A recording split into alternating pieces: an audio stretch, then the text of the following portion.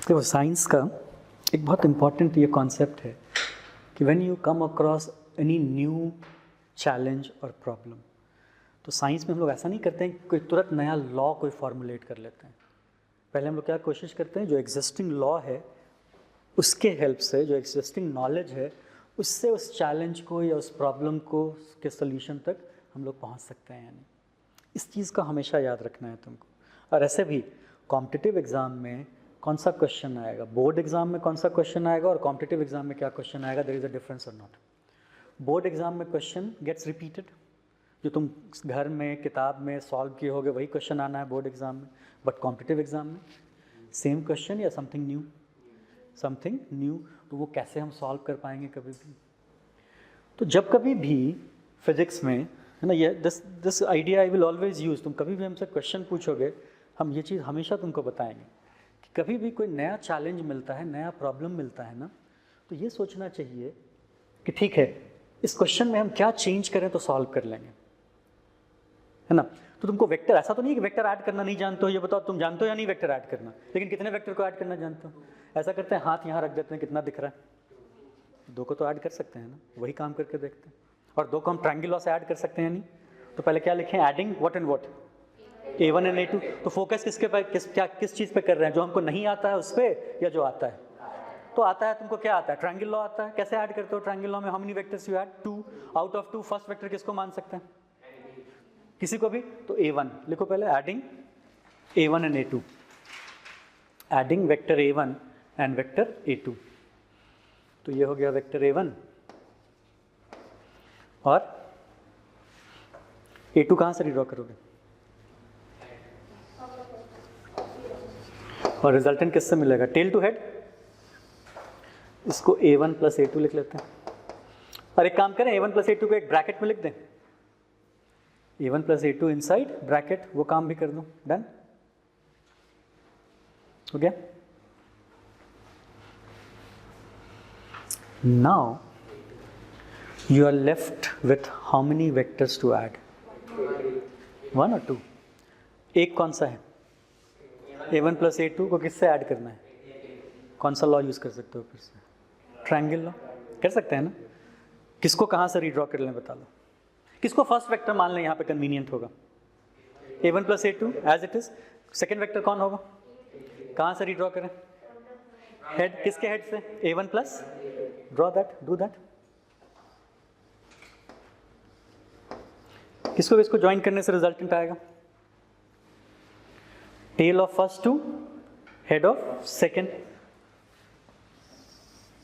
ये क्या हो गया, A1 plus A2 plus how many vectors you have added, using which law, so we're using triangle law, how many vectors we can add, only 2, only 3, any number of vectors. If you are adding 3 vectors, how many times you have used triangle law, twice. 4 vectors, 3 times, 4 vector 3 times हो जाएगा ना। 3 vectors how many times, 2 times, 4 vector 10 vector, 10 vector 9 times, n vectors n minus 1 times. So point is we can add only 2 vectors or any number of vectors. वैसा लिख दो, using triangle law, write that, using triangle law we can add any number of vectors.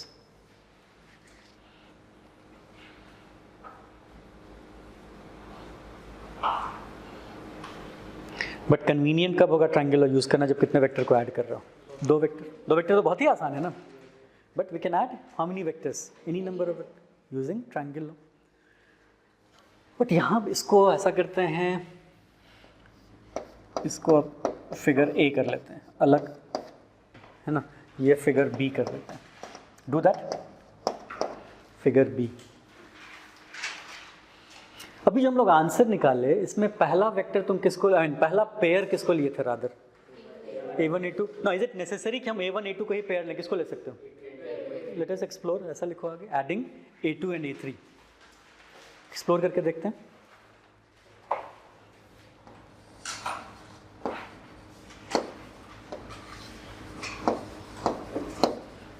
I think कि कोई issue नहीं है इसमें, तो अब किसी को भी दिक्कत नहीं ना ट्रायंगल लॉ अप्लाई करने में। A2 प्लस A3 ब्रैकेट में कर दूं, अब किसको किससे ऐड करना है?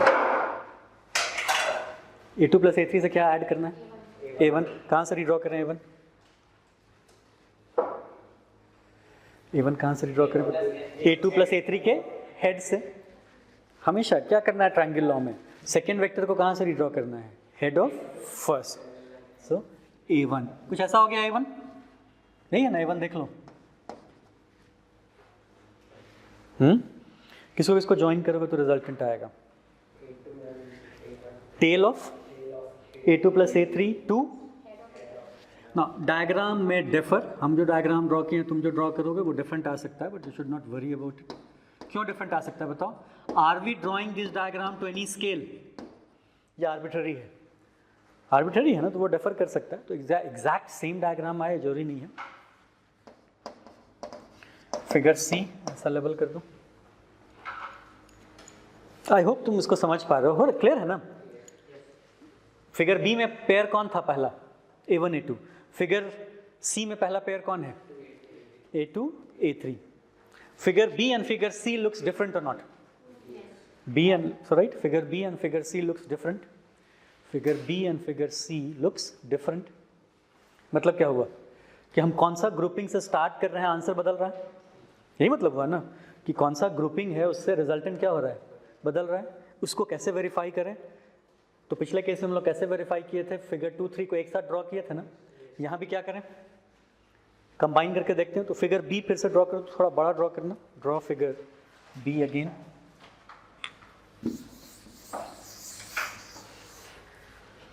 Figure B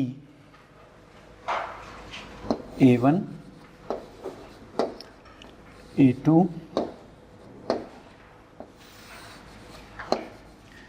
A1 plus A2 A3 and we get A1 plus A2 plus A3। ये आ गया figure B as it is.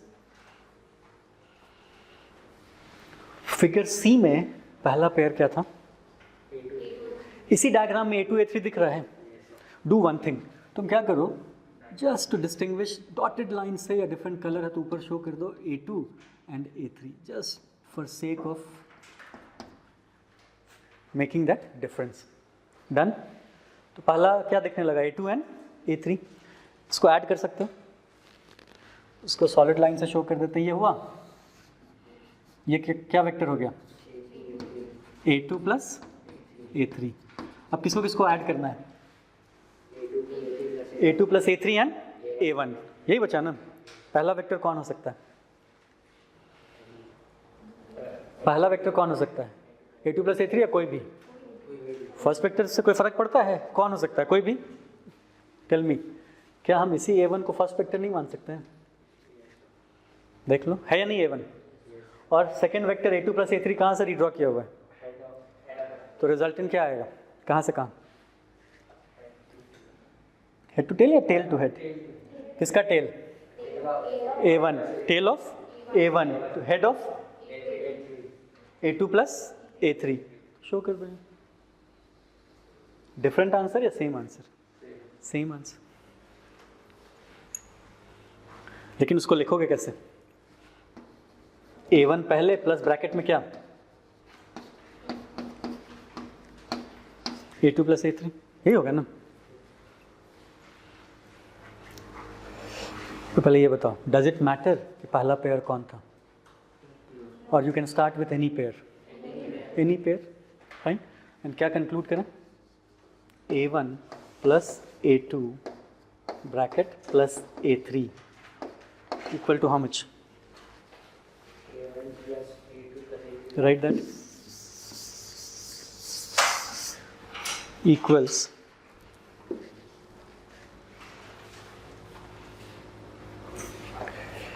A1 plus A2 plus A3। तो यहाँ एसोसिएशन चेंज हुआ ना। ब्रैकेट का मतलब क्या हुआ? एसोसिएशन। एसोसिएशन चेंज हुआ तब भी रिजल्ट क्या आया? कौन सा लॉ है ये? So right, vector addition obeys what? Associative law. Vector addition obeys associative law. vector addition obeys associative law.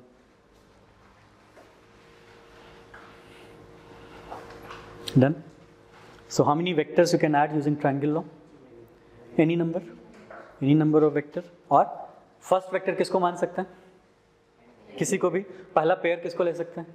किसी को भी. इट डज नॉट मैटर, क्योंकि कौन कौन सा लॉ ओबे करता है? कम्यूटेटिव भी और एसोसिएटिव. नाउ यूज, एक क्वेश्चन लिखो. Use parallelogram law to find resultant of vector a1, a2 and a3. Use parallelogram law. और ये वेक्टर किस फिगर में गिवन है? फिगर ए था ना, जो तुम ड्रॉ किए हुए हो. देखो फिगर ए है ना. अब कौन सा लॉ यूज करना है? देखो कोशिश करो तो खुद निकाल सकते हो using parallelogram. Do it yourself.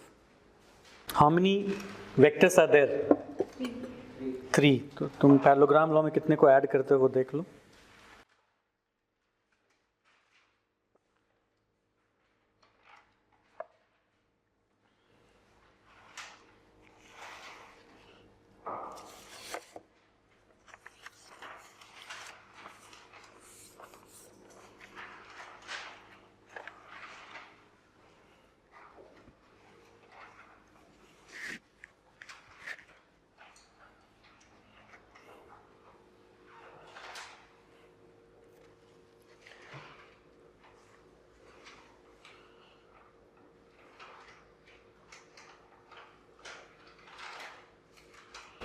First grouping a1 a2 कहीं ले लो. Start with a1 a2.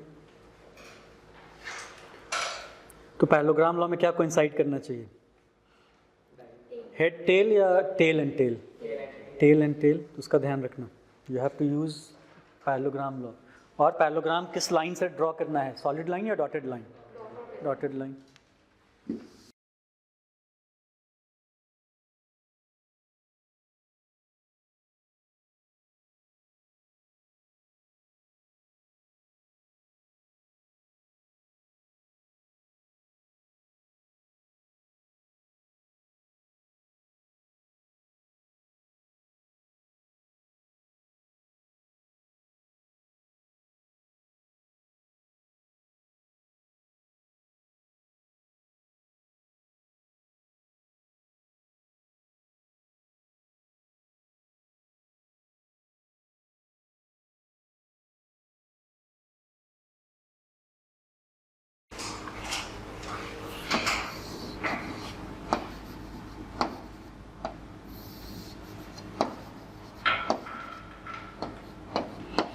I hope ये तो बहुत आसानी से हो गया होगा. a1 a2.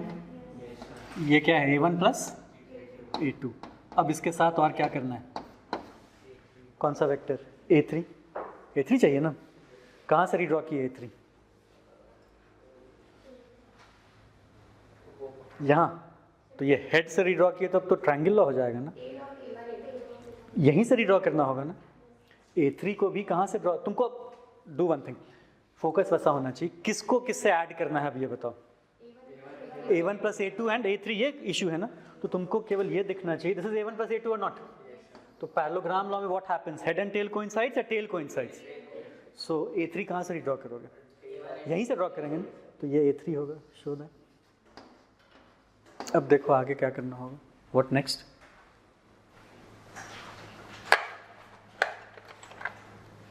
फिर क्या ड्रॉ करोगे? पैरेललोग्राम. तो इस दो लाइन के हेल्प से let me change, I mean take different colour. तो जैसे फोकस ये लाइन और ये लाइन, इसके हेल्प से पैरेललोग्राम चाहिए ना. तो वो पैरेललोग्राम ड्रॉ करो. ऐसा होगा ना. और फिर रिजल्टेंट क्या होगा? Resultant common tail diagonal something like this. This is your, isn't it? Check कर लो. और जो लोग यहाँ से ड्रॉ कर रहे थे गलती समझ में आ गई? क्वेश्चन में क्या था? क्या यूज करना है? Parallelogram law. पैरेललोग्राम लॉ का क्या कंडीशन है? क्या कोइंसाइड करना चाहिए? टेल. हेड टेल नहीं करना चाहिए. थोड़ी देर पहले I had asked you one question कि कौन सा लॉ आसान है, ट्रायंगल लॉ या पैरेललोग्राम लॉ. कुछ लोगों को ऐसा लग रहा था कि पैरेललोग्राम लॉ आसान है. अब किसी को ये कन्फ्यूज़न है कि किस लॉ को यूज़ करना आसान है? ट्रायंगल इशू सेटल हो गया है नहीं? कौन सा लॉ आसान है बताओ? क्यों आसान है? पैरेललोग्राम लॉ में एक अननेसेसरी स्टेप है, यानी क्या? कंस्ट्रक्ट करना। पैरेललोग्राम अननेसेसरी हो जाता है ना, वो ज़्यादा कन्वीनियंट क्या लगता है तुमको? Triangle law. तो गिवन ऑप्शन क्या लॉ यूज़ करोगे? Triangle law. क्लियर ना? बट ट्रायंगल लॉ हो या पैरेललोग्राम लॉ हो, we can apply it to add any number of vector, but most convenient कब होगा उसको अप्लाई करना? How many vectors? 2 ना। क्या कोई वे आउट है if you are dealing with large number of vectors? तो तीसरा कोई सी लिखे थे लॉ, देखो तो, लिखो तो आप C, polygon law, right? Polygon law, C polygon law.